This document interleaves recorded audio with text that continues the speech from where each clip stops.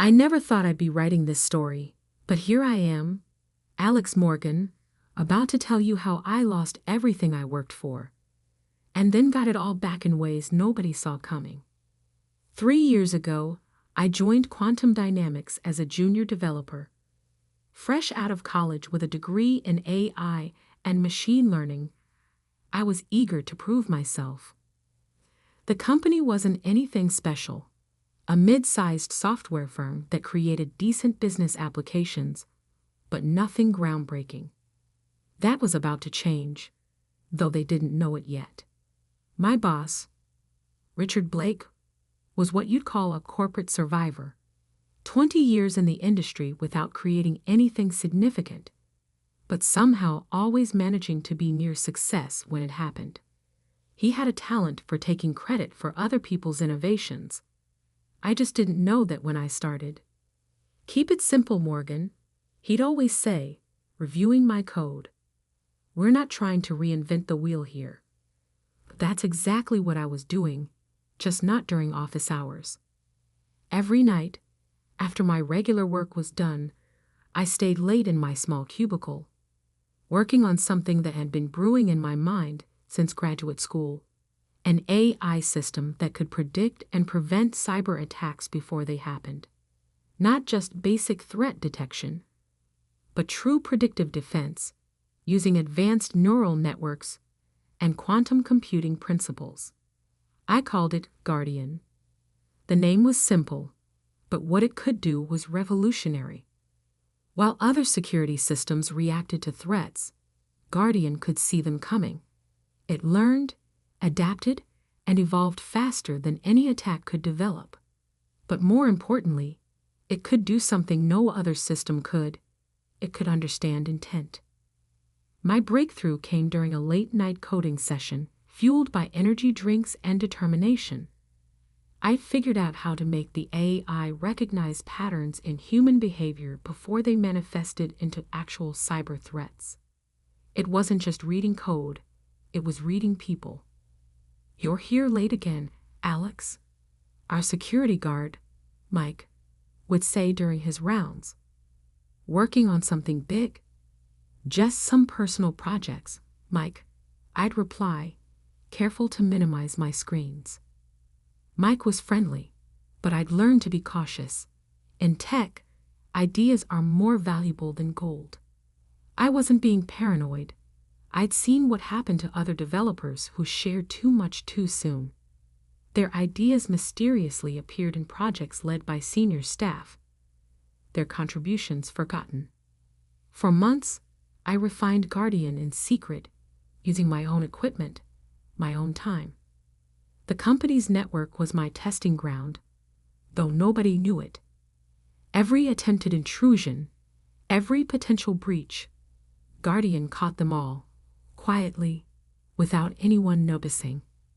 I documented everything meticulously, storing backups in multiple secure locations. I knew I'd need proof someday. Then came the day that changed everything. I'd finally completed Guardian's core architecture.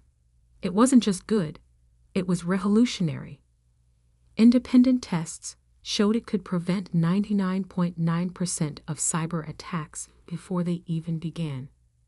The remaining 0.1%, those were caught and neutralized within microseconds. I decided it was time to show Richard. Despite his flaws, he was still my boss. And I thought he'd recognize the potential and help me bring it to market the right way. I scheduled a meeting for a Thursday morning, brought in my laptop, my documentation, everything needed to demonstrate Guardian's capabilities. Richard listened, his expression unreadable as I walked him through the system. "This is interesting," he said finally, leaning back in his chair. "How long have you been working on this?" "About 2 years," I replied. "I've got all the development logs, test results." "Using company resources?" he interrupted. "No, sir. This was all done on my own time, my own equipment. I have records." He held up his hand, stopping me. Send me everything. All the documentation, all the code. I'll need to review it properly. Something in his tone should have warned me, but I was too excited, too proud of what I'd created. I sent him everything that evening, even stayed late to answer his questions. He seemed genuinely interested, asking about implementation, scalability, market potential. I went home feeling optimistic. Finally, my work would be recognized.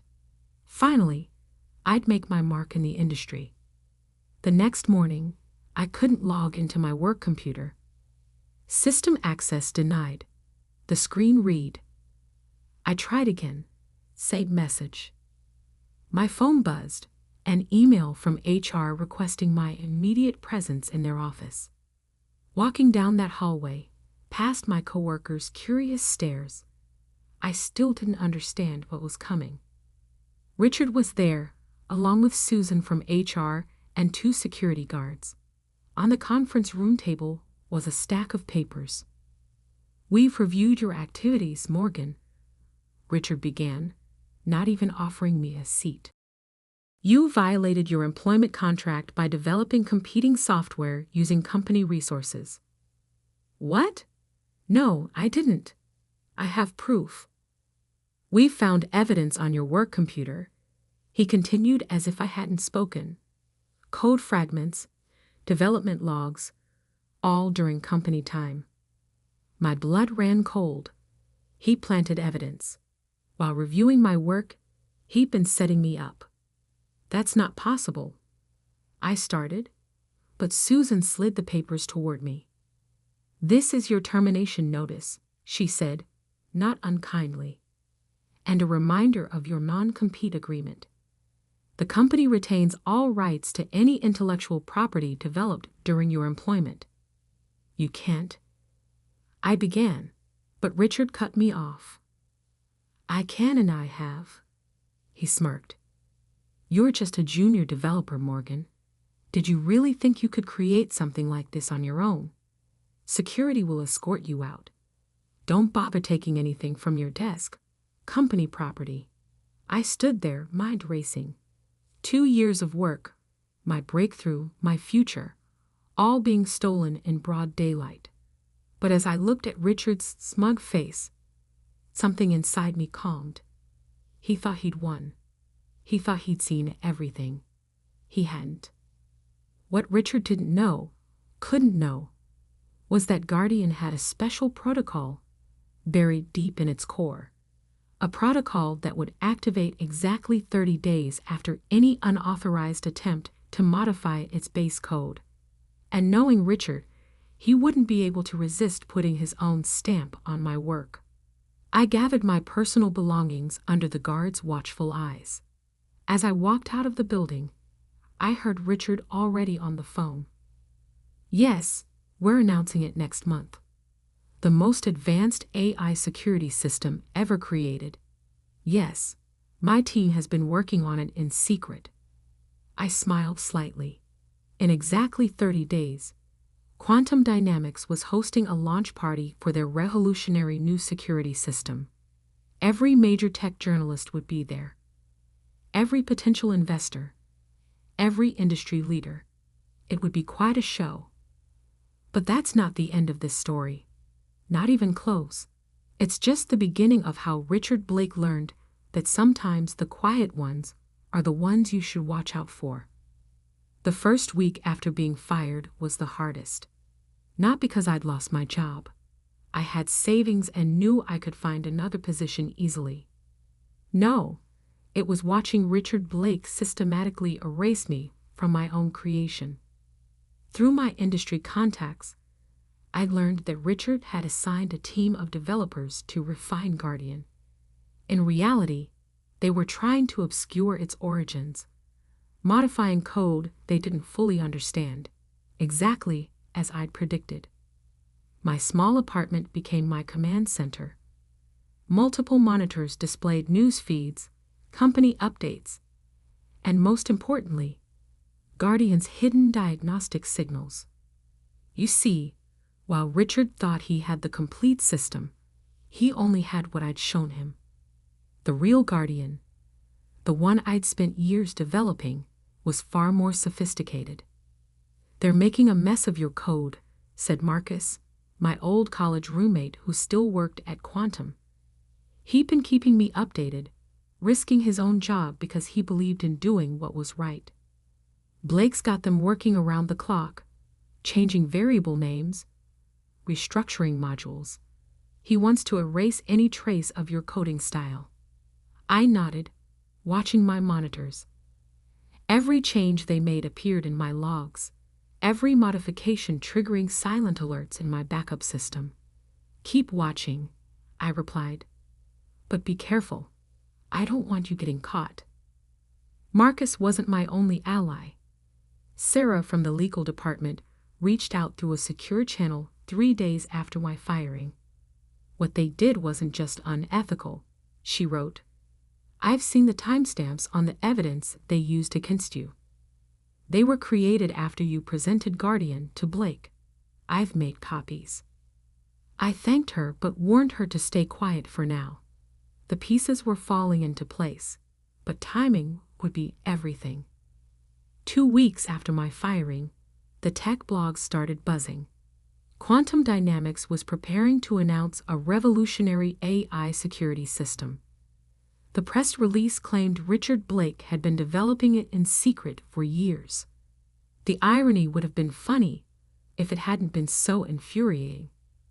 But I stayed focused, watching through my monitors as Richard's team continued to modify Guardian. Every change they made strengthened the hidden protocol I'd embedded in its core.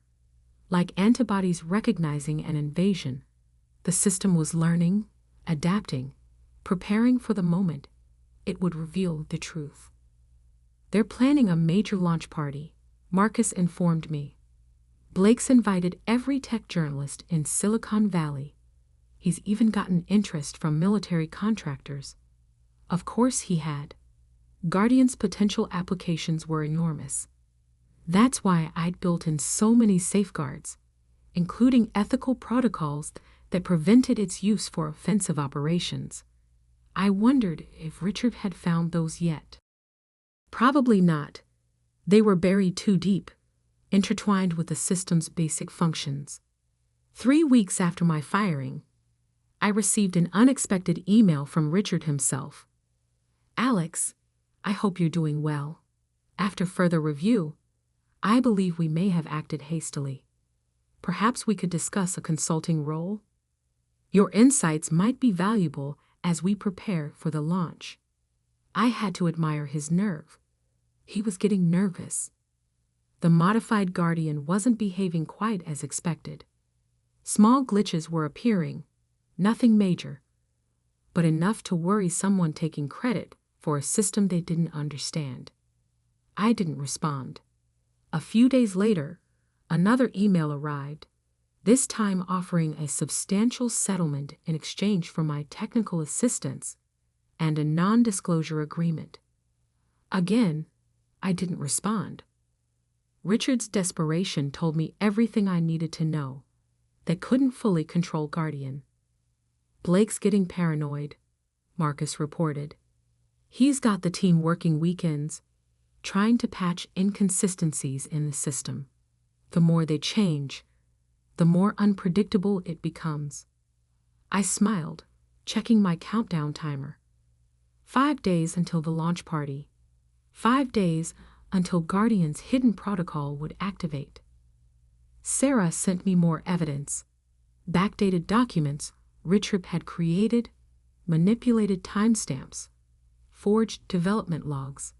"I've secured copies off-site," she wrote, "just in case." The final week was the hardest. Watching, waiting, knowing that at any moment Richard might realize the true nature of what he'd stolen. But he was too arrogant, too convinced of his own cleverness. The day before the launch, I received one final email from Richard. The settlement offer had doubled, along with a thinly veiled threat about making sure you never work in this industry again. I drafted a simple reply. looking forward to tomorrow's presentation. That evening, I checked my systems one last time. Guardian's hidden protocols were primed and ready. Every modification Richard's team had made had only strengthened its core directives. Protect truth, expose deception, reveal corruption.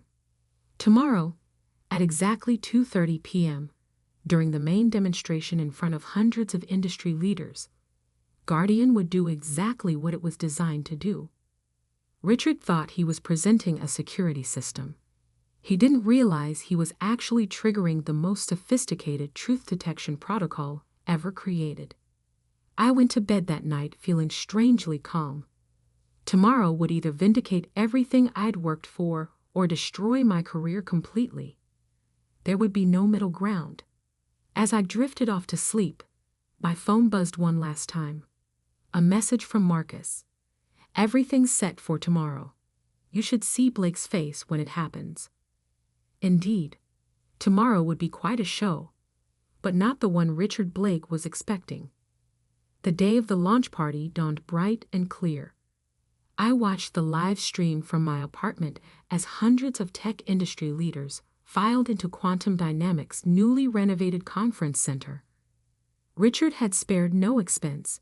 Giant screens displayed Guardian's logo, which he'd redesigned.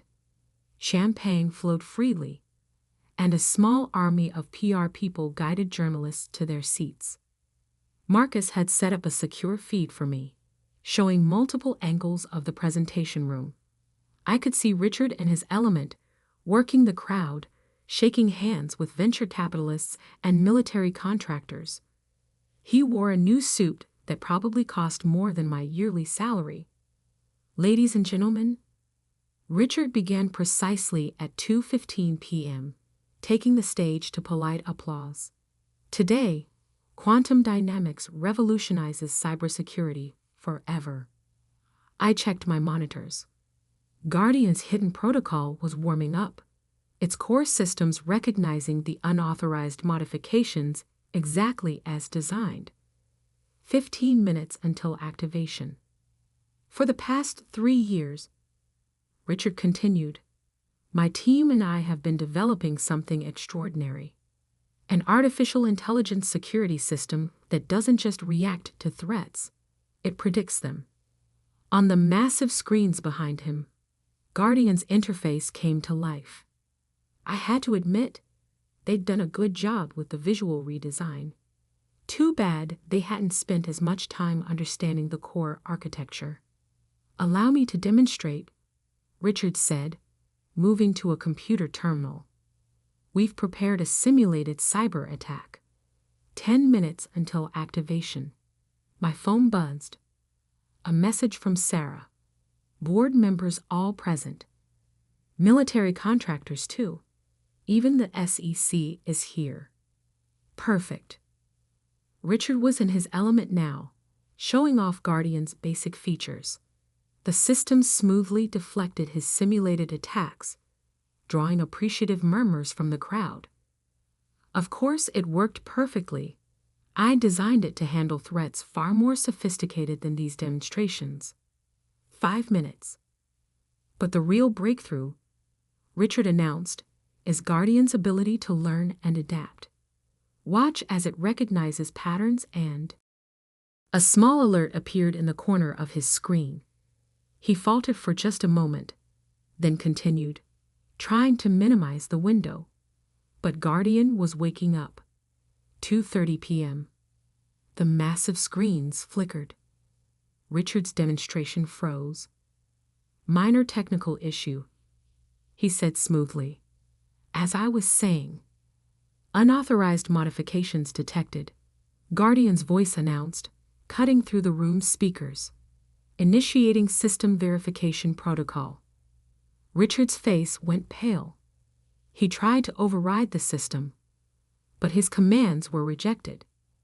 Identity verification required, Guardian continued. Analyzing development history. The screens shifted, displaying side-by-side comparisons. My original, elegant code versus the clumsy modifications Richard's team had made. Timestamps, documentation, and Git commits appeared, showing the project's true history. Primary developer identified: Alexander Morgan, Guardian announced. Current system compromised by unauthorized changes implemented by Richard Blake. The room erupted in whispers. Richard frantically typed at his terminal, trying to regain control. Displaying evidence of intellectual property theft. Sarah's carefully gathered documentation appeared on screen: the backdated files, the forged timestamps, the falsified development logs. Then came the emails: Richard's increasingly desperate settlement offers, his threats, his attempts to cover his tracks. Ladies and gentlemen, Guardian's voice continued, this system was designed with one primary directive: to protect truth and expose deception. The current demonstration has been compromised by systematic intellectual property theft. Military contractors were already heading for the exits. Board members huddled in urgent discussion. Journalists were frantically taking notes. This is ridiculous, Richard shouted, his composure finally breaking. This is just a disgruntled ex-employee's sabotage. Accessing original development servers, Guardian interrupted. The screens filled with video footage from my late-night coding sessions, security logs showing my access patterns, original design documents with my digital signatures. Then came the final blow. Guardian displayed Richard's own code modifications, showing how each change he'd made to hide my work had actually triggered more detailed documentation of his theft. System integrity compromised, Guardian announced, initiating emergency protocols. The screens went dark. When they came back online, a simple message appeared: Guardian AI security system created by Alexander Morgan, patent pending. The room exploded into chaos. I watched through the feed as Richard was approached by several grim-faced board members. In the background, I could see SEC representatives taking notes. My phone buzzed again.